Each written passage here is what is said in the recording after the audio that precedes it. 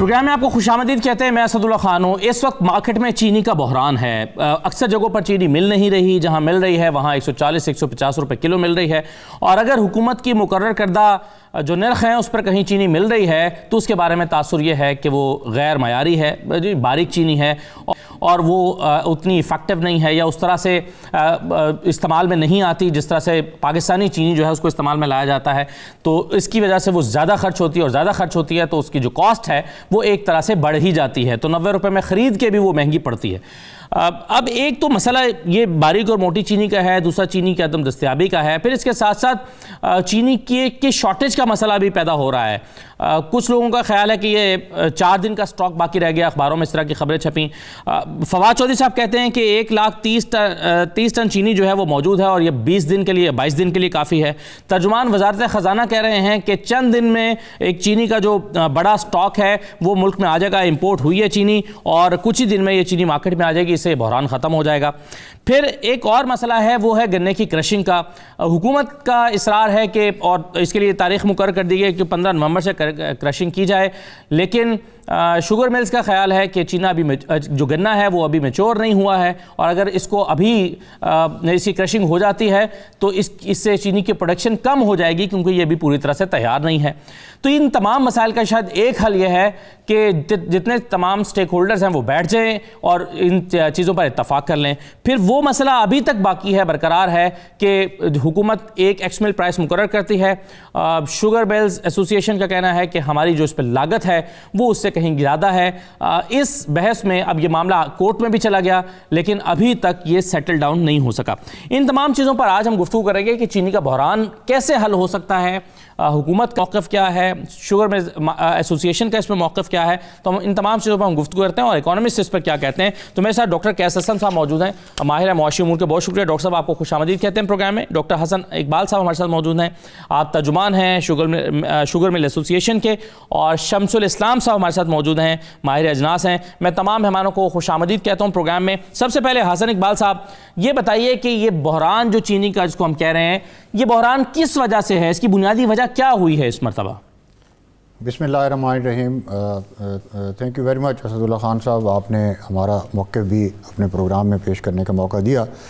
देखें, इस वक्त बहरान ऐसे टाइम पर आया है कि जब चीनी का जो नया सीज़न है या क्रशिंग सीज़न जिसको हम कहते हैं वो कुछ अरसे बाद जो है वो शुरू होने वाला है। इसका मतलब है कि कोई गैप था डिमांड एंड सप्लाई में, जो हमारी ज़रूरत थी और जितनी हमारे पास चीनी अवेलेबल थी उससे ये कम थी। और ये आज नहीं, हम तकरीबन पिछले 4-5 महीने से जब भी हमारी मीटिंग हुई या इवन शुगर एडवाइजरी बोर्ड की मीटिंग हुई, हम उसमें बार बार ये नुक्ता उठाते रहे हैं कि चीनी मुल्क में कम है और ये ख़दशा है कि किसी भी स्टेज पे जाके डिमांड और सप्लाई का मसला पैदा होगा। हुकूमत स्टॉक पोजीशन ले और जितनी कमी है और जितनी कमी महसूस करे उसको इंपोर्ट करे। हुकूमत ने कुछ इंपोर्ट भी की चीनी, लेकिन शायद वो भी ज़रूरत के लिए पूरी नहीं थी और कई टेंडर कॉल करने के बाद जो है वो कैंसिल कर दिए गए। तो ये हुकूमत ने देर से चीनी इंपोर्ट करने का फैसला किया या कम चीनी इंपोर्ट करने का फैसला किया? देखिए, दोनों हुए।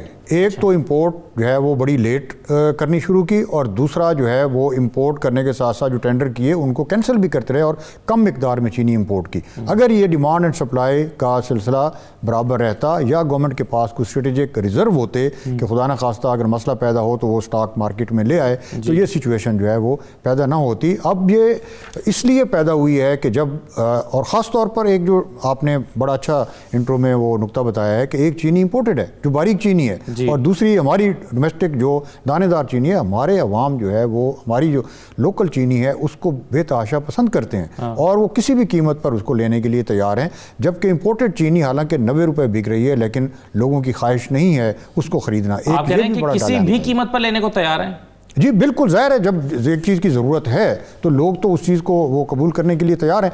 आज अगर कोई ख़रीदार ना हो, 130 रुपये 35 या 40 जो भी रेट है मार्केट में, अगर कोई उसका ख़रीदार ना हो तो फिर ये रेट कैसे कायम रहेगा? तो इसका मतलब डिमांड तो है ना उसकी। तो इसलिए मैं ये समझता हूँ कि जो हमारी अपनी चीनी है उसी को ही अगर फ़रोग़ दिया जाए, उसी को ही अगर लोग पसंद करते हैं, तो फिर क्यों ना हुकूमत उसको प्रेफरेंस दे। अच्छा, ये बताइए डॉक्टर साहब कि क्या सिर्फ ये मसला था कि हुकूमत ने वक्त पे चीनी इंपोर्ट नहीं की या ज़रूरत से कम इंपोर्ट किया, या जो हमारे यहाँ चीनी पैदावार है, ये पैदा होती है, उसकी सप्लाई चेन भी मुतासिर हुई है, जिसकी वजह से ये मार्केट में हम क्राइसिस देखते हैं? जी, आपने बड़ा अच्छा नुक्ता उठाया। इसमें दो पहलू हैं। एक तो लास्ट ईयर क्रशिंग जो है वो जल्दी शुरू की गई, तकरीबन 25 दिन एडवांस में, और उससे गन्ना मैच्योर नहीं हुआ था और 3 लाख टन चीनी जो है वो कम पैदा हुई। हम पिछला पूरा सीज़न जब भी हम कोई प्रोग्राम करते थे, हम ये बात जो है वो मंजर आम पर लाने की कोशिश करते रहे और हुकूमत को बावर कराते रहे कि 3 लाख टन चीनी कम पैदा होगी, और वो हुई, और उसी से ये बहरान पैदा हुआ। और इसके अलावा अब बहुत सारे फैक्टर्स हैं, फिर जैसे एज वी गो लॉन्ग। बिल्कुल सही है, बिल्कुल सही है। इसमें शमसुल इस्लाम साहब ये बताइए कि जो फैसला हुआ है हुकूमत की तरफ से कि 15 नवंबर से क्रशिंग कराई जाए गन्ने की, और शुगर मिल्स एसोसिएशन ये कहती है कि ये जल्दी हम करेंगे तो इसका नुकसान होगा। आपके ख्याल में क्या गन्ना तैयार है 15 नवंबर को कटने के लिए, या हुकूमत का फैसला दुरुस्त नहीं है? और क्या अगर 15 से, और शायद ये हुकूमत इसलिए करना चाहती है कि हुकूमत चाहती है जल्दी मार्केट में चीनी आ जाए और बहरान खत्म हो, तो ये सही फैसला है हुकूमत का? देखें जी, मेरी जो राय होगी वो आज़ादाना राय है। ना मैं शुगर मिलर हूँ और ना ही मेरा शुगर का कोई कारोबार है। लेकिन क्योंकि आप देखेंगे जी, आपके जो सीज़न की जो हार्वेस्ट क्रशिंग स्टार्ट होती है वो हमेशा 15 अक्टूबर से स्टार्ट हुआ करती थी माजी में, और पिछले साल जो है सिंध के अंदर कुछ बड़ी मिलों ने फर्स्ट वीक ऑफ अक्टूबर में क्रशिंग स्टार्ट कर दी थी। लेकिन जैसे कि अभी हमारे दोस्त कह रहे हैं कि सारी जो है 15 अक्टूबर को स्टार्ट हुई थी लास्ट ईयर, तो ऐसा नहीं है। मेजॉरिटी ने 15 नवंबर में स्टार्ट की थी क्रशिंग। पंजाब में हमेशा क्रशिंग सीजन लेट स्टार्ट होता है, और सिंध में क्योंकि मौसम का जो है वो जल्दी चेंज हो जाता है, तो उसकी वजह से वहाँ फसल तैयार हो जाती जल्दी। तो इसमें क्रशिंग लेट करना या अर्ली करने से बहरान का कोई ताल्लुक नहीं है। बहरान जो है पिछले साल की प्रोडक्शन अगर आप शुगर की देखें तो उससे ज़्यादा प्रोडक्शन हुई है। बकौल इसके PSMA की फिगर ने भी यही बताया कि पिछले साल से ज़्यादा प्रोडक्शन हुई। हुकूमत की भी यही फिगर थी कि ज़्यादा हुई, क्योंकि एक चला आ रहा था सिस्टम के गवर्नमेंट की तरफ से एक रिएक्शन होता था, और फिर इनके बाद शुगर इंडस्ट्री की तरफ से भी एक सामने चीज़ आती थी कि तो प्राइसेस जो बढ़ जाती थी अचानक। उसको देखते हुए हुकूमत ने कहा कि आइंदा के लिए इसको ऐसे क्राइसिस ना हो, तो उन्होंने बफर स्टॉक रखने का फैसला किया। और जनवरी की जो ECC हुई थी उसके अंदर कोई 5 लाख टन चीनी इंपोर्ट करने का फैसला कर लिया गया। उस वक्त जनवरी में अगर आप लंदन लाइफ फ्यूचर्स पे देखें तो उस वक्त $390 का शुगर का प्राइस चल रही थी, और अगर हम उसको जनवरी में या फरवरी में इंपोर्ट कर लेते तो हमें $400-450 की चीनी पड़ जानी थी। लेकिन हमारे यहाँ क्योंकि आपको पता है कि ब्यूरोक्रेसी को ना तो कारोबार किया समझ है और ना ही उनको कारोबार करना आता है, वो डिसीजन पे इम्प्लीमेंट करने के लिए उन्होंने 6-7 महीने लगा दिए, और जुलाई में जाके टेंडरिंग स्टार्ट हुई है। उसमें भी जब इंटरनेशनल मार्केट कम हो रही थी तो उस वक्त जो टेंडर बिड्स आई तो वो कैंसिल करते गए, और कैंसिल करने से क्योंकि आपको पता है कि जनवरी में जब डिसाइड हुआ था तो इंटरनेशनल मीडिया में जो दुनिया के जो जहाँ पे रिपोर्टिंग होती है बिजनेस की, वहाँ पर ये आ गया था कि पाकिस्तान जो है 5 लाख टन चीनी का बायर बनेगा, और वो मैसेज इंटरनेशनल मार्केट में ऑलरेडी था। तो प्राइसेस जो है, एक तो कुछ ब्राज़ील का मौसम की तब्दीली की वजह से वहाँ पर जो है सख्त सर्दी जो पड़ी उस पर, और ड्राउट की वजह से भी कुछ वहाँ पे शॉर्टेज हुई और उसके क्रॉप के ऊपर फर्क पड़ा, तो प्राइसेस बढ़ गए इंटरनेशनली। अब हुकूमत ने जब इम्पोर्ट की है तो वो काफ़ी ज़्यादा महंगी थी। अब जब आपकी यहाँ पे आपने देखा कि डॉलर का बहरान भी स्टार्ट हुआ मई के दौरान, तो वो भी मुसलसल बढ़ता चला गया। अब लैंडेड कॉस्ट जो है वो 115-20 से स्टार्ट होकर 123-24 की आखिरी जो टेंडर उन्होंने किया था उस आ रही थी। हमारे यहाँ लोकल चीनी बिक रही थी 90 रुपए की, जब हमारे यूटिलिटी स्टोर शुगर मिल से परचेज करती थी। लेकिन 90 के बाद से फिर उन्होंने भी रोका, और हुकूमत ने कहा कि कोई TCP इंपोर्ट करेगी, तो TCP ने जो इंपोर्ट की थी उसकी पहली कॉस्ट ही 100 से ऊपर की आ गई। अब ये एक ऐसा सिग्नल होता है कि देखें जहां पर प्रॉफिट बनाना किया जाता है सारा, और उसमें जो है हालात को भी देखा जाता है कि जो इंटरवेंशन के लिए स्टॉक्स आ रहे हैं उसकी को तो कॉस्ट ज्यादा है। तो लामहाला लोकल मार्केट ने बढ़ना था, और लोकल मार्केट जो है पिछले 15 दिनों में कोई 98 रुपीज से बढ़ के एकदम से थर्सडे को 142 रुपए पे पहुंच गई। ठीक। अच्छा, इस पे अंदर आप कितना हकीकत है, कितनी मार्केट में शॉर्टेज थी, इसका अंदाजा आप इसे लगा सकते हैं कि 3 दिन के अंदर कल तक मार्केट 120 रुपए पे आ गई थी। तो कोई 44 रुपए का इजाफा 15 दिन में होना और फिर 22 रुपए जो है वो 3 दिन में मार्केट से निकल जाना, इसका मतलब है कोई मसनूई खेल तो खेला गया है। और इसमें हमारी मार्केट का देखिए, आपको पता होना चाहिए कि यहाँ पर स्पेकुलेटर्स बहुत हैं, यहाँ स्पेकुलेशन होती है, मार्केट में मुनाफाखोर भी हैं, होल्डर भी हैं। वो सारे जब ऐसे हालात देखते हैं कि उनको समझ आ रही होती है कि इसमें पैसा बनाया जा सकता है, तो वो अजनास भी नहीं छोड़ते जो परिंदों ने जानवरों ने बाजरा खाना होता है। तो पॉइंट आपने रेज किया सर कि स्पेकुलेटर्स जो हैं बुनियादी तौर पर तो उनकी हौसला शिकनी होनी चाहिए और उसके लिए किरदार अदा करना चाहिए हुकूमत को।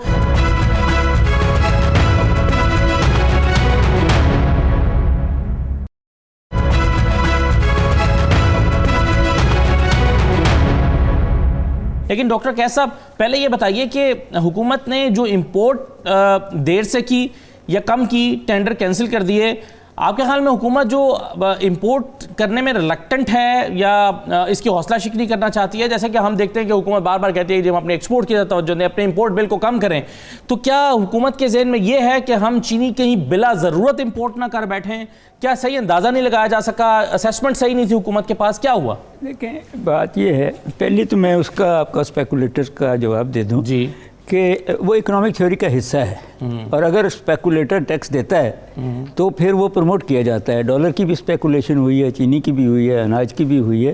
तो टेक्निकली जो है, इफ़ द स्पेकुलेटर जो पैसा बना रहा है उस पर वो टैक्स दे रहा है तो फिर कोई नहीं रोकेगा उसको। ठीक। बात ये है जी कि ये मिसमैनेजमेंट है और मैं अभी ये गुफ्तगू में यही सोच रहा था कि गवर्नमेंट प्लेयर क्यों है। गवर्नमेंट तो प्लेयर सिर्फ इतना होना चाहिए ना जी कि क्वालिटी मार्केट में आए, कि फ्रॉड ना हो मार्केट में, और जो मार्केट प्लेयर्स हैं वो खुद सेटल कर लें स्पेकुलेटर के बगैर या मिडलमैन के बगैर, या मिडलमैन का भी प्रॉफिट। मगर जब आप इस लेवल पे गवर्नमेंट को ले जाते हैं कि उसने फैसला करना है कब इंपोर्ट होगी, कब क्रशिंग होगी, तो फिर वो बात सही है कि ब्यूरोक्रेट्स और मिनिस्टर्स जो उसके स्पेशलिस्ट नहीं हैं। आपके ख्याल में ये काम नहीं है हुकूमत का? नहीं है सर, उनका हुकूमत का काम जो है वो एक क्वालिटी कंट्रोल का है, एक मॉनिटरिंग का है। मगर जब वो इंटरवीन करते हैं तो या प्रोड्यूसर को कहीं गड़बड़ आएगी या कंज्यूमर को आएगी या कहीं, और मिडलमैन जिसके बैठे हैं मिनिस्टर्स रिप्रेजेंटेटिव्स, तो वो कहीं ना कहीं तो स्पेकुलेटिवली पैसा बनाएंगे।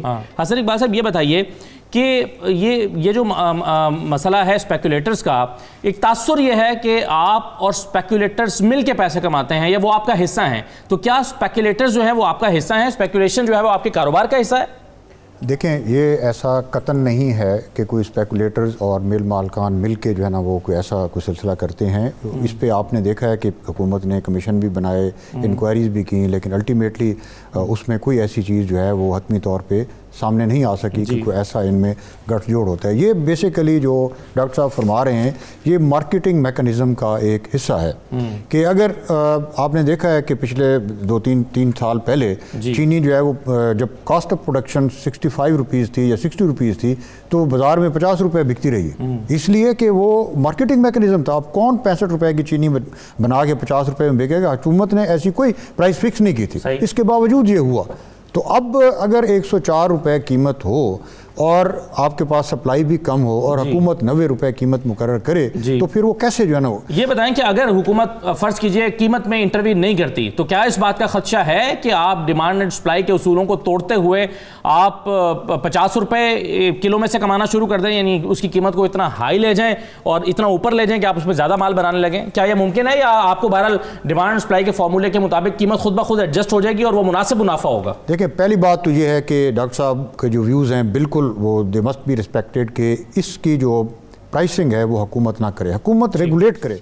हुकूमत क्या करे? हुकूमत को पता होना चाहिए कि इस दफ़ा प्रोडक्शन कितनी है, कितनी होगी। हुकूमत रिजर्व स्टॉक रखे, उससे एक्सेस हुकूमत जो है फौरी उनका बंदोबस्त करे कि हमारी रिक्वायरमेंट कितनी है, ताकि ना ये गैप पैदा होगा डिमांड एंड सप्लाई में और ना ये प्राइसेस जो है वो इतनी ज़्यादा बढ़ेंगी। और फिर होल्डिंग और उसके लॉज हैं बड़े सख्त किस्म के। इस वक्त भी आप देखें कि जहाँ जहाँ कहीं कोई 1-2 जगहों से ऐसी हुई है कि जहाँ से चीनी जो है ना हुकूमत ने वो निकाली है और वो भी मिलों में नहीं है, वो और जगहों पर जो है ना, तो लेकिन किसी के पास चीनी नहीं है, क्योंकि हर एक को पता है कि अगर कहीं स्टॉक रखे जाएंगे, होर्डिंग की जाएगी या कोई ऐसा अमल किया जाएगा तो हुकूमत के पास बेशुमार रिसोर्सेज हैं, वो उससे फौरी तौर पर सवाल मैंने किया था कि सप्लाई चेन क्यों मुतासिर हुई है।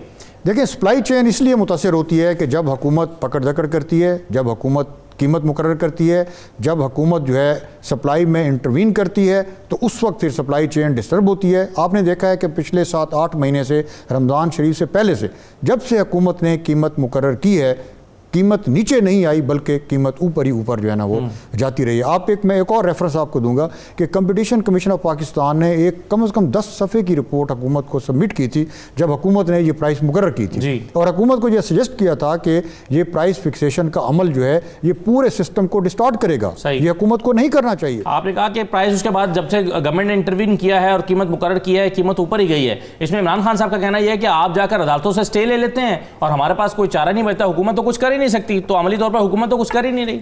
देखें, अर्ज ये है कि हुकूमत प्राइस मुकर्रर करेगी और वो अनरीजनेबल होगी, और उसमें अगर लॉस होगा तो फिर हमारे पास और क्या ऑप्शन रह जाते हैं, फिर हम अदालत में जाते हैं और अदालतें जो है वो इंसाफ करती हैं, अदालतें ये देख कर फैसला करती हैं कि ये हक है, ये ना हक है, और जो हक होता है उसके हक में जो है ना अदालतें फैसला देती हैं, और आपके सामने हैं सारे फैसले, और अभी भी मामला जो है वो अदालतों में है। हुकूमत को चाहिए कि इन सारी चीज़ों को देखे और हक पे फैसले करे। एक सवाल है जी, वो ये है कि प्रेसिडेंट जरदारी के ज़माने में एक हुकूमत ने फ़ैसला किया था कि लोग गुड़ घर में नहीं बना सकते या चीनी घर में नहीं बना सकते। मुझे नहीं पता कि आज अगर वो कानून है या नहीं। अगर वो कानून ना हो तो ज़्यादातर लोग खुद ही छोटे छोटे किसान चीनी और गुड़ घर में बना लेंगे, तो मार्केट से वो ख़रीदेंगे, डिमांड बहुत कम हो जाएगी। तो मुझे ये पता करना है कि क्या वो कानून आज भी लागू है। डॉक्टर साहब के इल्म में शायद हो कुछ। देखिए, वो कानून आज भी मौजूद है, लेकिन खैबर पख्तूनख्वा में तकरीबन 1.5 लाख टन जो है वो गुड़ बनाया गया पिछले साल में।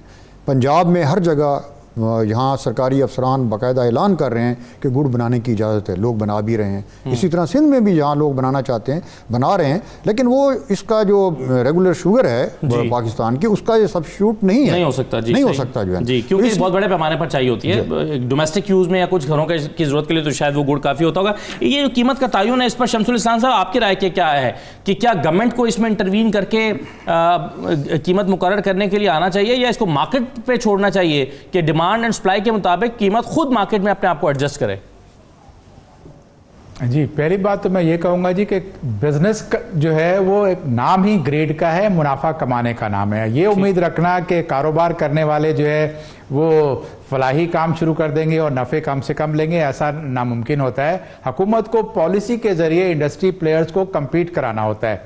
और अभी जब बात हो रही थी फ्री मार्केट की, मैं उसके ऊपर थोड़ा सा और आपको वजाहत करूँ कि फ्री मार्केट जो है वो रेगुलेटेड फ्री मार्केट होगी तो कामयाब होगी। आपने ग्रोअर को ये नहीं कहना कि जी 225 रुपए का गन्ना आपका मिलेगा या 250 का मिलेगा या 190 का मिलेगा। ग्रोअर की अपनी विल के ऊपर है कि वो क्या फसल लगाना चाहता है। वो गन्ना लगाना चाहता है, उसको गन्ना लगाने दें, वो कपास लगाना चाहता है, उसको कपास लगाने दें। इसी तरह से उसकी जो मार्केट जो प्राइसेस जो है वो तय होंगी कैसे। अगर वन साइडेड अगर आप सिर्फ शुगर मिल्स पे छोड़ देंगे कि वो प्राइस तय करें, तो वो तो आप देख लिया कि आपने 15 दिन में 44 रुपए का तेजी आना और 22 रुपए की 3 दिन में कमी आना, तो ये ऐसा होता रहेगा। लेकिन जब आप इसको यूं करेंगे कि गन्ना भी फ्री लगाया जाए और साथ ही आपकी जो सीजन, आप देखें इस पर प्रॉब्लम क्या आती है। आपकी 84-85 मिले हैं, आप 4 महीने के लिए क्रशिंग करते हो। अक्टूबर से स्टार्ट करती हैं कुछ मिलें, कुछ नवंबर 15 से स्टार्ट करती हैं और मार्च तक जो है मिलें अपना ऑपरेशन बंद कर देती हैं। इस दौरान बेगास से वो एनर्जी भी प्रोड्यूस करती हैं। हमारे पड़ोस में ही जहां से इस वक्त चीनी हमारे यहाँ आ रही है, दुबई में एक गन्ना 1 किलो पैदा नहीं होता। वो टोटल एक शुगर मिल है वहां पे, अल खलीज शुगर मिल, और वो पूरे रीजन को एक्सपोर्ट करती है यहाँ वहां बैठ के। उसकी वजह क्या है कि वहां पर कोई ऐसी गवर्नमेंट ने पॉलिसी नहीं लगाई कि गन्ना उगाएगा तो शुगर मिल जो है उससे चीनी बनाएगी, वो कहीं से भी रॉ शुगर ले आए। इसी तरह से हुकूमत को यहां पर भी हो कि इंपोर्टर जो है, जो शुगर मिल्स हैं, वो सीजन खत्म होने के बाद या सीजन के दौरान, क्योंकि हमारे यहाँ जो मिलें बनी हुई हैं उनका डिजाइन ऐसा है कि वो रॉ शुगर को क्रशिंग सीजन के दौरान इस्तेमाल कर सकती हैं। लेकिन अगर आप उसका डिजाइन देखें अल खलीज शुगर का, तो वो पूरा साल चलाती है और वो ब्राउन शुगर को व्हाइट शुगर करते हैं। वो अगर हमसे ज्यादा एफिशिएंट हो गई है तो फिर हमें अपनी पॉलिसी को रिविजिट करना पड़ेगा। हमें एक फ्री पॉलिसी देनी होगी कि इंपोर्टर ने चीनी मंगानी है, अगर लोकल मार्केट में महंगी हो रही है तो इंपोर्टर चीनी लेकर आ जाए, और अगर लोकल चीनी सरप्लस हो रही है तो हमारा जो मिलर है वो उसको एक्सपोर्ट कर दे, कोई सब्सिडी नहीं होगी, कोई ड्यूटी नहीं होगी। आपको एक बैलेंस सिस्टम लाना होगा क्योंकि ये एसेंशियल आइटम है। बहुत से लोग ये भी कहते हैं ना जी 22% डोमेस्टिक यूज होता है चीनी का, तो मैं ये कहता हूं जो बाकी आपका 78% यूज होता है वो फार्मास्यूटिकल में, वो बेवरेजेस में, वो कन्फेक्शनरी में जाता है, बेकरी में जाता है, उसको भी मैं और आप इस्तेमाल करते हैं। आज अगर खांसी का शरबत 100 रुपए वाला जो है वो बढ़ के 400 या 500 का हो गया तो इसमें एक हिस्सा चीनी का भी है कि चीनी की कीमत बढ़ती है। तो आपने इंपोर्टर्स को भी आजादाना छोड़ देना है कि जब मार्केट में जरूरत हो इंपोर्ट कर लो, मिलर्स को भी आजाद छोड़ना है कि वो एक्सपोर्ट कर कंप्लीट। जी देखिए, रेगुलेट करे सिर्फ कि कितनी चीनी इंपोर्ट हो रही है उसकी क्वांटिटी को मॉनिटर करे, इसी तरह से कितनी चीनी एक्सपोर्ट हो रही है उसको मॉनिटर करे। ये एक दुनिया में जो फ्री मार्केट इकोनॉमी जहां पे वहां है वो परमिट सिस्टम के साथ करते हैं, कंप्यूटराइज होता है। आप अपने ऑफिस में बैठ के अपना जो है अप्लाई कर सकते हो, जी मेरे पास 100 टन का ऑर्डर है या मेरे पास 1000 टन का ऑर्डर है, हुकूमत उसको 1000 टन दे दे। आपके पास डे टू डे बेसिस के ऊपर डेटा होना चाहिए कि कितनी क्वांटिटी एक्सपोर्ट हो रही है, कितनी इंपोर्ट हो रही है, उसका बैलेंस ऑटोमेटिकली मार्केट फोर्सेस जो बैलेंस तय करेंगी। तो फिर ये होगा कि पाकिस्तान में जो मिलें जो सिर्फ 4 महीने चलती हैं उनका प्रोसेस भी लंबा हो जाएगा। फिर पाकिस्तान में चीनी इतनी ज्यादा बनेगी कि वो एक्सपोर्ट भी कर सकेंगे। आज हम जो है चीनी बना रहे हैं वो हमारे यहाँ जो एक्यूम्सा इंटरनेशनल मार्केट में जो रिक्वायर होता है 45 एक्यूम्सा 40 एक्यूम्सा की जो क्वालिटी होती है वो हमारे यहाँ बहुत कम मिलें बनाती हैं। हमारे यहाँ 80 या 100 से प्लस जो है एक्यूम्सा बनता है। तो ये सारी चीजें फिर एफिशिएंट क्वालिटी हो जाएगी, सिस्टम एफिशिएंट हो जाएगा, और आप जो बिलियंस ऑफ रुपीज की सब्सिडी देते हैं टैक्स पेयर की वो खत्म हो जाएंगी। इसी तरह से ग्रोअर की प्राइस जो आप फिक्स करते हो उससे फायदा क्या है? अगर वो 250 रुपए की गन्ना नहीं बिकता या ग्रोअर जो है 250 से 300 बेचता तो आपका तो कोई सपोर्ट प्राइस का फायदा नहीं है। सही है, एक मैसेज बिल्कुल। सपोर्ट प्राइस पे कितना अमल होता है ये एक अलग सवाल है कि पिछले साल सपोर्ट प्राइस पे कितना अमल हुआ था और इस मरतबा कितना अमल होने का इम्कान है, और ये जो हुकूमत ने कीमत मुकर्रर की है इस पर जो है वो PSMA क्या कहती है, इन तमाम चीज़ों पर बात कर लेते हैं। एक छोटा सा ब्रेक लेते हैं जी, ब्रेक के बाद वापस आते हैं और मोटी चीनी की जो बहस है उस पर भी देखते हैं इसमें क्या फ़र्क है। ब्रेक के बाद वापस आते हैं।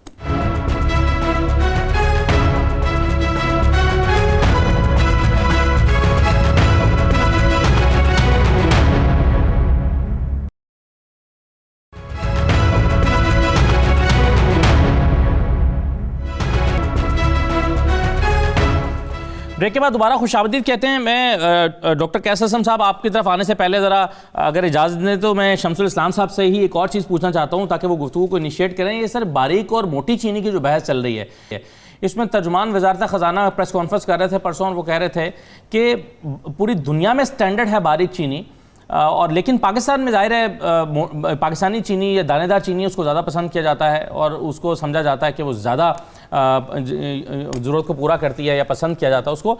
तो आपके ख्याल में इन दोनों में फ़र्क है? जो हुकूमत इंपोर्ट कर रही है वो क्या नाकिस है या वो फिर सस्ती ख़रीद के भी महंगी पड़ती है अपनी ज़रूरत के इस्तेमाल के हिसाब से? देखिए, चीनी 2 किस्म की बनती है, एक होती है फाइन ग्रेन और एक होती है कोर्स ग्रेन। आपका जो फाइन ग्रेन होता है वो बारीक होता है। दुनिया भर में जो मैक्सिमम जो लोग मिलें बना रही हैं वो फाइन क्वालिटी की बना रही होती है, बारीक दाने की, क्योंकि उसको इंडस्ट्री में भी यूज़ होना होता है और आपके किचन में गर्म चाय में शरबत में किसी में भी यूज़ होता है। वो डिज़ोल्व बड़ी तेज़ी से हो जाती है। वो भी शुगर केन की बनी हुई होती है, बीट की जो शुगर वो बीट के नाम से ही बिकती है।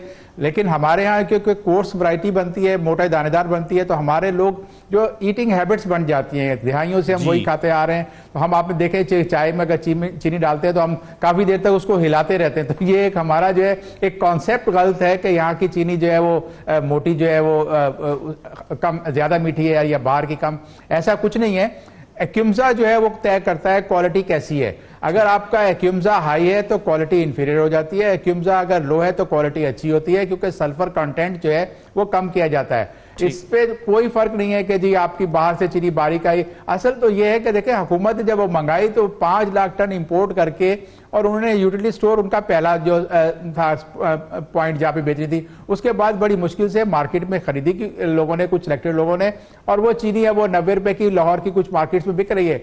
सिंध में तो ऐसा कहीं नजर नहीं आया कि इंपोर्टेड चीनी बिक रही हो, या किसी और सूबे में तो हमें कोई इतला नहीं है। लेकिन इस पर क्वालिटी का कोई फर्क नहीं है, इशू नहीं है इस पर कोई। जी, इस पर आप कुछ डॉक्टर साहब कहना चाहेंगे?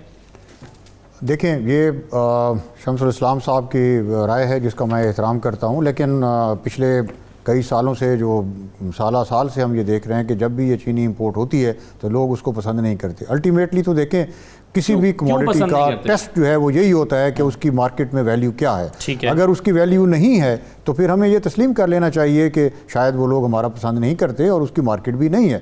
और अगर लोकल चीनी को पसंद किया जाता है और लोग उसको एक्सेप्ट करते हैं और उसके लिए ज़्यादा कीमत भी देने को तैयार हैं, तो हमें ये तस्लीम कर लेना चाहिए कि इसकी क्वालिटी क्या जो चीनी इंपोर्ट हो रही है वो लो क्वालिटी है?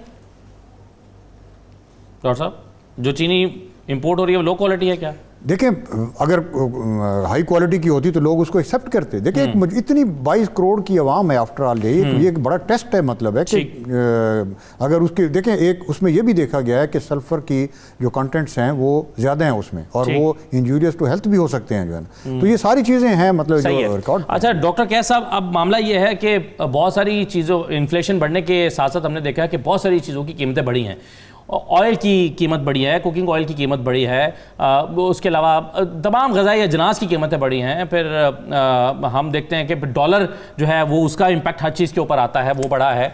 तो चीनी हुकूमत चाहती है कि वो नहीं बढ़नी चाहिए, तो ख़ास तौर पर चीनी ही पर आपके ख्याल में हुकूमत का फोकस क्यों है कि इसकी कीमत नहीं बढ़नी चाहिए, बाकी अगर इन्फ्लेशन की वजह से बढ़ रहे हैं तो बढ़ते रहें? देखें, बात यह है कि अनाज और चीनी स्ट्रेटिजिक कमोडिटीज़ भी हैं इस मुल्क के लिए। बाकी जो डॉलर का आपने कहा वो तो ज़्यादातर इम्पोर्टेड कमोडिटीज़ हैं, वेदर ऑयल है, खुर्दनी तेल है एंड सच फोर, तो डॉलर का ये इनडायरेक्ट इफ़ेक्ट है। इनपुट्स पे इफ़ेक्ट आया होगा ना जी डॉलर का चीनी बनाने में। टेक्निकली तो ये जो बड़ी दाने वाली जो बात कर रहे हैं वो तो अपनी चीनी है ना जी। उसकी ट्रांसपोर्ट कॉस्ट आ गई होगी उसकी तो, but at the same time मेरा ख्याल है कि जो हमारा गरीब तबका है उसकी क्योंकि वो सारी एनर्जीज़ नहीं ख़रीद सकता, तो अनाज, ये चने और चीनी सब्स्टिट्यूट है उस एनर्जी की जो वो, जिसकी वजह से हुकूमत के लिए ये एक पॉलिटिकल इशू भी बन जाता है ठीक हिंदी को, और इसलिए वो कोशिश करते हैं, और ये पॉलिटिकल इशू है कि इसकी और अनाज की कीमतें कंट्रोल रहें, इसीलिए उन्होंने सपोर्ट प्राइस भी रखी हुई है and such fourth. Free market economy के ये ख़िलाफ़ है, but at the same time जब आप पॉलिटिकल इशू कर देंगे तो फिर ये रहेगा। तो बात ये है कि एक इसमें मुझे जो मिल ओनर्स के ऊपर है कि ये अमूमन मेरा ख्याल है कि अपनी बिजली खुद उसके रेजिड्यू से बनाते हैं, जी हाँ, मोलेसिस से जी। तो मेरा ख्याल है कि वो जो इनएफिशिएंसीज थी बिजली की वो शायद इनको नहीं पड़ती, तो इसलिए इनके लिए कोई बड़ा प्रॉब्लम नहीं है प्राइस को नीचे लाना इन द कॉन्टेक्स्ट जो किसी और प्रोडक्ट के लिए हो। अब गवर्नमेंट के ऊपर है कि वो मैकेनिज्म को कैसे। मैं गुजारिश करूं कि गवर्नमेंट से कोई सब्सिडी नहीं मिलती अदर दैन पिछले साल जो एक एक्सपोर्ट पे जो है ना सब्सिडी मिली थी, वो भी टोटल 2.5 अरब सब्सिडी मिली थी। इस वक्त हुकूमत ने जो चीनी इंपोर्ट अब तक की है उस पर 18 अरब रुपया गवर्नमेंट सब्सिडी दे चुकी है, और टैक्स जो है सेल्स टैक्स और ये सारे, ये कोई चीज़ भी गवर्नमेंट ने रिकवर नहीं की। इसके बावजूद जो लैंडेड कास्ट है कराची में वो 125 रुपये पर केजी है। जब वो अप कंट्री आती है तो आप उसमें 8 रुपये और ऐड कर लें, और उस पर सेल टैक्स भी नहीं है। तो अब आप ये बेनिफिट किसको दे रहे हैं? ये बाहर की इंडस्ट्री को दे रहे हैं और ये बाहर के काश्तकारों को आप ये कह रहे हैं कि जो सब्सिडी गवर्नमेंट बाहर चीनी इंपोर्ट करने पर दे रही है वो सपोर्ट जो है यहाँ लोकल इंडस्ट्री को आप दे सकते हैं। अच्छा। लोकल काश्तकारों को, क्योंकि सब्सिडी अगर मिलती, वैसे तो नहीं मिलती, लेकिन अगर को मिले तो वो अल्टीमेटली काश्तकारों को भी ट्रांसफर होगा उसका पार्ट जो है। अच्छा, फिर उसके बाद आप कह रहे हैं कि जी अगर उतनी ही सब्सिडी जितनी इंपोर्ट पे हुकूमत दे रही है उतनी सब्सिडी लोकल इंडस्ट्री को मिले तो क्या फिर मार्केट में चीनी 90 रुपए की दस्तयाब होगी? बिल्कुल होगी। 90 क्या, मैं कहता हूँ जी गवर्नमेंट अगर 17% सेल टैक्स है हमारे ऊपर, अगर गवर्नमेंट 17% सेल टैक्स ही खत्म कर दे तो ये ऑटोमेटिकली 90 से भी कम हो सकती है जो है। अच्छा, बिल्कुल। चीनी अगर 2 रुपए किसी भी वजह से अगर ऊपर होती है, चाहे उसमें हमारा कसूर ना भी हो, तो कहते नहीं जी ये तो मिल मालकान का कसूर है जो है ना। तो ये चीज़ें जो है इनको रियलिस्टिक पैराए में देखने की आपके ख्याल में हुकूमत ये क्यों करती है? क्या वजह है? या वही मेरा सवाल है कि क्या इस बिजनेस में चूंकि बहुत सी सियासी शख्सियात शामिल हैं और वो बैक वक्त हुकूमत में भी होती हैं और अपोजिशन में भी होती हैं, तो क्या हुकूमत के पीछे कुछ सियासी वजूहात हैं इस फैसले के पीछे? देखें, अगर आप फ़र्ज़ करें अगर कोई सियासी लोग हैं भी सही जिनकी मिले हैं, तो वो कितनी होंगी? ज़्यादा ज़्यादा 5 होंगी, 10 होंगी, तो 84 मिले हैं, बाकी मिलों का क्या कसूर है? तो किसी का भी कोई, मैं समझता हूँ this is a business, basically this is a business and government should take it as a business. चाहे को जहाँ से भी उसका बैकग्राउंड हो, government should take it as a business and it should be run as a business. और जब भी आप इसको बिजनेस तस्वुर करेंगे तो मेरा ख्याल है कोई कॉम्प्लिकेशन जो है ना वो पैदा होने का एहतमाल नहीं। ये बताइए डॉक्टर साहब के गन्ने की कीमत पिछली मरतबा मुकर्रर की गई थी, जो भी मुकर्रर हुई उस पर क्या गन्ना खरीदा गया, और इस मरतबा 225 रुपये गन्ने की फ़ी मन कीमत मुकर्रर हो रही है, तो क्या आप समझते हैं कि ये ख़रीदारी 225 रुपये पर ही होगी? देखिए, पिछली दफ़ा गन्ने की कीमत एग्जैक्टली मैं आपको अर्ज़ कर रहा हूँ 200 रुपये हुकूमत ने मुकर्रर की थी, लेकिन आप देखें रिकॉर्ड, ये चीज़ें सारी रिकॉर्ड की हैं, मतलब काश्तकारों को वो पैसे मिल चुके हैं जो है ना। ये कीमत 375 रुपये तक गई और एवरेज हमारी जो कॉस्ट आई है शुगर केन की वो 260 से 265 आई है जो है ना, ये एवरेज कॉस्ट जो है ना। तो अब आप देखें कि जब इनपुट महंगा होगा तो क्या चीनी की कीमत महंगी नहीं होगी? गवर्नमेंट इस पे इंप्लीमेंट नहीं कराती कि गन्ना आप महंगा, काश्तकार जो है वो महंगा ना बेचें? देयर यू आर, हमने उस वक्त पॉइंट आउट किया कि जी आपने 200 रुपया मुकर्रर की है, गन्ने की कीमत 375 तक जा रही है, तो इसको भी देखा जाए तो हुकूमत कहती है कि नहीं 200 तो मिनिमम है, इससे ज़्यादा जितनी होगी वो मार्केटिंग मैकेनिज्म होगा, उसके लिए फ्री मार्केट है, इंटरप्रोविंशियल मूवमेंट अलाउड है। लेकिन अनफॉर्चुनेटली चीनी का जब आते कहते नहीं जी चीनी की कीमत ये फिक्स है, इससे ज़्यादा आप जो है ना वसूल नहीं कर सकते। ये एक तजाद है शमसुल इस्लाम साहब के, हुकूमत कहती है कि इसमें जो गन्ना है वो तो आप मार्केट की डिमांड एंड सप्लाई के उसूल को मद्देनजर रखते हुए खरीदें, चाहे आपको 370 में खरीदना पड़े, लेकिन आपने जो उससे आउटपुट प्रोडक्ट तैयार करनी है, जो उसका आउटपुट है, वो आप चीनी जो है वो आप एक फिक्स प्राइस में बेचेंगे, वो आप ज़्यादा महंगी नहीं बेच सकते। तो आपको क्या इस पॉलिसी में तजाद दिखाई देता है? देखिए जी, ये जो प्राइस हुकूमत डिक्टेट करती है उसकी मेन वजह यह है कि आपका जो रूरल एरिया है वहाँ पर बहुत बड़ा वोट बैंक उनका है, देहात में लोग ज़्यादा आबादी रहती है, और वो सिर्फ ये इंश्योर करने के लिए प्राइस फिक्स करते हैं कि जी इसकी मजदूरी जो है किसान को मिले।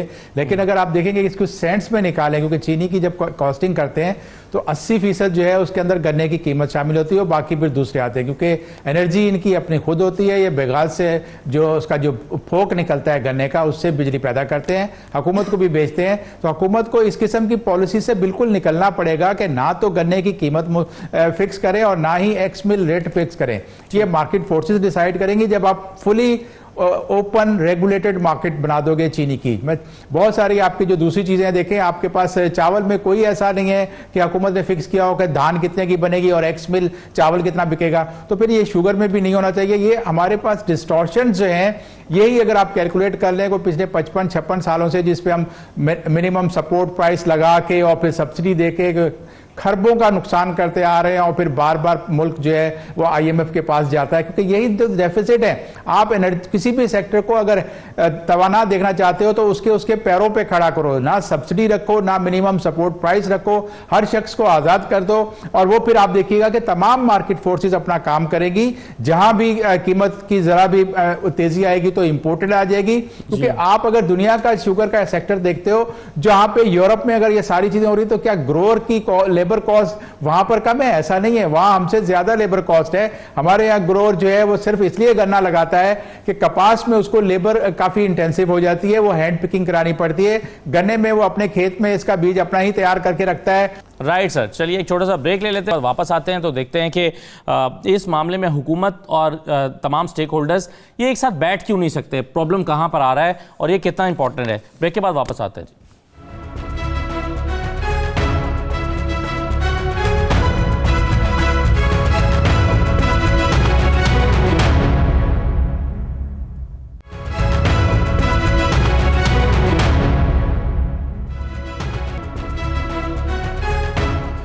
प्रोग्राम में आपको दोबारा खुशामदीद कहते हैं। मेरे साथ अब तर्जुमान पंजाब हुकूमत हसन खावर साहब मौजूद हैं। बहुत शुक्रिया हसन साहब। सबसे पहले तो ये कहिए, चीनी का जो मामला है कि जिसमें एक बहरानी की सी हमें कैफियत नज़र आती है, इसको हल करने के लिए आप जो स्टेक होल्डर्स हैं, जो पाकिस्तान शुगर मिल एसोसिएशन के नुमाइंदे हैं, उनके साथ कहीं बैठ क्यों नहीं जाते? ये पकड़ धकड़ की नौबत ना आए, ये आपको लोगों को बंद ना करना पड़े, चीनी उठानी ना पड़े, इन तमाम चीज़ों को अवॉइड नहीं किया जा सकता? क्योंकि हमने देखा है कि इन तमाम चीज़ों का मनफी ही असर निकला है, मुस्बत असर नहीं निकला अभी तक। जी, बैठ के बात करनी चाहिए। बैठ के बात बाज लोग नहीं सुनते, बात सुन लेते हैं। अब हमने जो एक्शन शुरू किया है उसमें ये है कि कुछ मिलों ने रजाकाराना तौर पे ये शो की है विलिंगनेस कि हम आपको कंट्रोल रेट पे चीनी देते हैं और आप कर लें। जो इसमें बुनियादी मसला है ना वो ये है कि जब अदालत का फैसला आया ना स्टे ऑर्डर, तो उसके अंदर दो बातें थी। एक तो गवर्नमेंट के लिए हिदायत थी कि आपने इनका स्टॉक फोर्सिबली लिफ्ट नहीं करना जब तक केस का फैसला ना हो जाए। दूसरी तरफ ये था कि उनको भी ये कहा था कि जखीरा अंदोजी नहीं करनी है। अब हुकूमत तो अदालत के फैसले की पाबंद है, सर आंखों पे हमारे, वो नहीं सुनते। अब आपके सामने है कि उनकी बात भी की, उनको बुलाया भी है, उनको दरख्वास्त भी की है कि भाई इस चीनी को कंट्रोल रेट पे दें, लोगों को मुश्किल है। अच्छा, एक और इसमें समझने वाली बात ये है कि ये जो क्राइसिस है ना इस वक्त, ये लेकिन हसन साहब आप इसका रिजल्ट मार्केट में देखें कि मार्केट में जो पाकिस्तानी चीनी है वो 140-150 रुपए तक पहुंच गई और बहुत सारी जगहों पे तो मिलती ही नहीं है, दस्तयाब नहीं है। दुकानदार कंफ्यूज है, वो रखता नहीं है, वो डरता है कि हुकूमत आके पकड़ लेगी अगर आप महंगी बेचेंगे और सस्ती बेच नहीं सकते। जी वही आपको बताने लगा हूं कि आपने खुद कहा ना पाकिस्तानी चीनी, दो बातें आप जरा इसमें समझ लें। पहली बात तो आपने बिल्कुल दुरुस्त फरमाया कि ये पाकिस्तानी जो मुकामी तैयारशुदा चीनी है उसका क्राइसिस है। जो इम्पोर्टेड चीनी है दरामदशुदा, वो उसकी मिठास भी वही है, सिर्फ ग्रेन के साइज का फर्क है। ये लोगों ने अफवाहें फैलाई हैं ताकि जो लोग मुनाफाखोरी कर रहे हैं लोग कहें जी ये मीठी कम है, इस तरह की बातें नहीं, लेकिन मार्केट में बहुत सारी जगहों पर दस्तयाब नहीं है ना, या तो आप इसकी दस्तयाबी मुमकिन बनाए हसन साहब। जी मैं आपको वो अर्ज करूँ ना कि दरामदशुदा चीनी इस वक्त पंजाब के सारे शहरों में, मैं ये नहीं कहता कि हर सूबे के हर स्टोर के ऊपर है, लेकिन सारे शहरों में कई स्टोरों के ऊपर, ज्यादातर स्टोरों में 90 रुपए की दरामदशुदा चीनी अवेलेबल है। ठीक, उसकी सप्लाई मजीद बेहतर बनाने के अच्छा, अब ये बताएं कि आप 15 तारीख से क्रशिंग कराना चाहते हैं, 15 नवंबर से, तो आप अगर मिल्स ये चाहती हैं कि वो इसको 10-15 दिन ऊपर ले जाएं ताकि गन्ना मैच्योर हो जाए, ज्यादा अच्छा तैयार होगा, ज्यादा प्रोडक्शन होगी, तो हुकूमत इतनी जल्दी में क्यों है, 10 दिन पहले क्यों कराना चाहती है? आपके प्रोग्राम के जो पहले आपने सवाल पूछे उसी में आपका जवाब है। एक तो बात यह है कि जो क्रशिंग सीजन है उसका ताल्लुक है सक्रोज कंटेंट से, और हमने वो देख के ही 15 नवंबर की डेट दी है। दूसरी बात यह है कि चीनी का क्राइसिस है, अल्लाह के फजल से सिंध हुकूमत ने तो नहीं शुरू किया, सबसे पहले नीचे से शुरू। अभी आपने भी मान लिया कि चीनी का क्राइसिस है और अभी आप कहते हैं कि चीनी का क्राइसिस नहीं है, मुकामी चीनी का। देखिए मैं आपको एक बात, मुकामी चीनी क्यों इंपॉर्टेंट है जब दूसरी चीनी मार्केट में दस्तयाब है और वैसी ही है, तो आपको इतना ज्यादा क्या जल्दी है? सुन लेना, देखिए आप पता क्या करते हैं आप लोग, आप एक आधी बात टिक करके ना आप आवाम को, मैं तो सवाल कर रहा हूँ ना आपसे सर, तसल्ली से आप 2 मिनट दे दें, मैं आपकी बात क्लियर कर देता हूँ ना। आप 2 मिनट मुझे करें, लोगों का फायदा हो जाएगा, पब्लिक वेलफेयर का भी चलने को, रेटिंग नीचे भी आ जाएगी प्रोग्राम की। तो नहीं रेटिंग का मसला नहीं है, आप करें बात। जो दरामदशुदा चीनी है वो भाई मार्केट में अवेलेबल है, लोगों की आसानी के लिए लाई गई है। जो लोकल चीनी है उसके ऊपर कोर्ट के ऑर्डर है कि फोर्सिबली लिफ्ट नहीं कर सकते, ठीक, ये स्टे ऑर्डर है। उनको दरख्वास्त किया, उनको बिठाया है, मॉनिटर्ड सेल कर रहे हैं, उनके पीछे लगे हैं। यही तीसरी चीज आपकी बात का रद्द-ए-अमल जरा, चूंकि हमारे पास पीएसएमए के नुमाइंदे मौजूद हैं, डॉक्टर हसन साहब। डॉक्टर साहब, आप अदालत के हुक्म पर अमल दरामद नहीं कर रहे, मजबूरन उनको एक्शन लेना पड़ रहा है, वो कह रहे हैं। देखें, ये पिछले 3 दिनों से जब से हुकूमत ने ये कार्रवाई शुरू की है और इंटरवेंशन शुरू की है, उस वक्त ये प्रॉब्लम आया है। उससे पहले तो आपने देखे चीनी फ्रीली मार्केट में जा रही थी, किसी मिल, अब तो मिलों के पास है ही नहीं चीनी, कोई इक्का दुक्का मिल होगी जिसके पास चीनी पड़ी है, बाकी तो सारी की सारी सब बेच चुके हैं, सब मार्केट में जा चुकी है। और वही 2-3 मिलों पर अब उनके स्टोर सील कर दिए हैं, किसी से फोर्सफुली उठा भी रहे हैं, सारा कुछ कर रहे हैं। तो हम तो पिछले 8 महीनों से अदालत में मौजूद हैं। हर जो हुकूमत ने ऑर्डर किया है, चूँकि वो एक ऐसा ऑर्डर होता है कि जिसमें हमारी कॉस्ट भी पूरी नहीं होती, तो हमारे पास और क्या ऑप्शन है कि अदालत में जाएं, और अगर अदालत उसमें रिलीफ ना दे तो फिर हम कहाँ जाएंगे।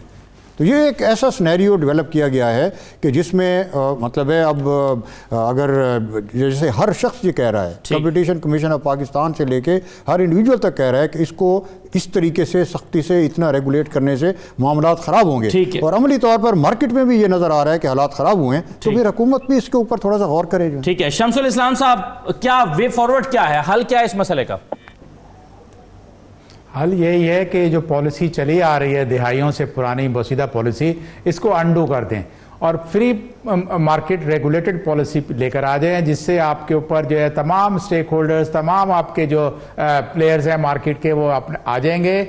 चीनी ना गैर ज़रूरी तौर पर इंपोर्ट होगी। मैं आपको अभी ये बता दूं इसी प्रोग्राम का फ़ायदा उठाते हुए कि चीनी इंपोर्ट करने की कोई ज़रूरत नहीं पड़नी थी। अगर हुकूमत सिर्फ स्टेक होल्डर्स को बैठाती, शुगर मिलर्स को साथ बैठाती और कहती कि जी आपके ऊपर हम जो है इतना सेल्स टैक्स कम कर देते हैं, क्योंकि माजी में भी ऐसा हुआ है कि 17% को कम किया गया था और 8% सेल्स टैक्स किया गया था, उसके बाद फिर इन्होंने बढ़ाया सेल्स टैक्स। तो अगर सेल्स टैक्स कम करते तो उसका रिलीफ आपको कंज्यूमर को पास ऑन कराते, वो इनसे एक एग्रीमेंट कर लेते। डॉक्टर कैसे कंक्लूड करेंगे आप डिस्कशन को इस मसले के हल के लिए? एक तो ये है कि सब बैठे हैं, स्टेक होल्डर्स बैठे और मिलकर करें, और आपने ये भी कह दिया कि जी इसको जो है वो मार्केट के ऊपर छोड़ दें।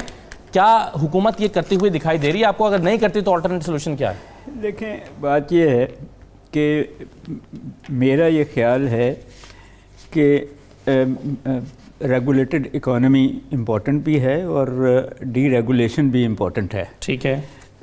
अनफॉर्चुनेटली अगर आप पॉलिटिकल माइलेज, जो आपने सेल्स टैक्स की बात की वो फेडरल गवर्नमेंट का इशू है, और जो आपने इन्फोर्समेंट की बात की वो प्रोविंशियल गवर्नमेंट्स का इशू है। सही है। तो जहाँ तो एक ही पार्टी की हुकूमत है वहाँ भी अभी एक ही पेज पे नहीं है। तो जहाँ पार्टियों की डिफरेंट हुकूमत है वहाँ एक पेज पे आना एक मुश्किल काम है इन दी कॉन्टेक्स्ट। ठीक। But at the same time I think कि ये कहीं लॉन्ग टर्म स्टेक होल्डर्स को बिठा के, जिसमें इंपोर्टर्स एंड एक्सपोर्टर्स भी हैं, ठीक है, जिसमें मिल ओनर्स भी हैं, जिसमें एग्रीकल्चरिस्ट भी हैं, जी, हुकूमत हुकूमत के नुमाइंदे भी हैं, ये सारे मिलकर। सेल्स टैक्स के बारे में तो मेरा जनरली ख्याल है कि इसको 10% से नीचे आना चाहिए, इर्रेस्पेक्टिवली, सिर्फ शुगर पे नहीं। ठीक है। लोगों को कैपिटल एक्यूमुलेशन के ऊपर भी तो दबाव है ना, IMF का दबाव है, तो सर प्रॉफिट्स पे लगाएंगे, प्रॉफिट्स को बढ़ने दें तो वो दबाव दूर हो जाएगा। आप इनपुट्स पे जब लगाते हैं तो ना कैपिटल एक्यूमुलेशन हो रही है, वही पुराने लोग जो अभी कर रहे हैं कारोबार या बड़े हैं वही बढ़ रहे हैं, और वो भी कहीं ना कहीं टैक्स को मैंने ज़्यादा प्रोड्यूस करके कम दिखा के टैक्स आपको कम देते हैं। तो चीज़ों को आप जो डायरेक्ट टैक्सेस हैं उसकी तरफ ज़्यादा कंसंट्रेट करें। ये आपके FTR की कमज़ोरियाँ हैं, but at the same time मुल्क में जब तक एक्यूमुलेशन ऑफ वेल्थ को आप नहीं फ़रोग देंगे और फ्री मार्केट कंपटीशन को नहीं देंगे, मुल्क इस क्राइसिस में बार बार किसी न किसी प्रोडक्ट पे रहेगा। ठीक है, बहुत शुक्रिया डॉक्टर कैसर असलम साहब, इकबाल साहब बहुत शुक्रिया आपका, शमसुल इस्लाम साहब बहुत शुक्रिया प्रोग्राम में शिरकत करने के लिए। इजाज़त दीजिए, अल्लाह हाफ़िज़।